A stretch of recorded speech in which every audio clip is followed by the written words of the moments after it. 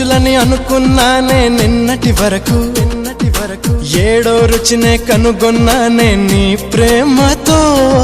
രുചികളാണെന്ന് ഞാൻ കണ്ടു ഇന്നലെ വരയിൽ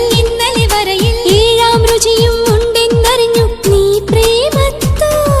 నిన్నటి దాకా నాలుగు దిక్కులు ఈ లోకంలో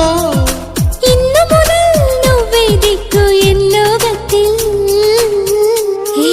മനസ്സിലായോ నీ పలుకులే కీరవాణి నా పెదవితో తాళమేయని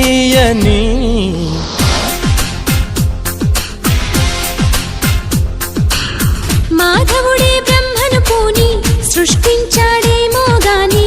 60 కేజీల చిలిపితనాన్ని అలుపన్నది ఎరుగని రవితేజ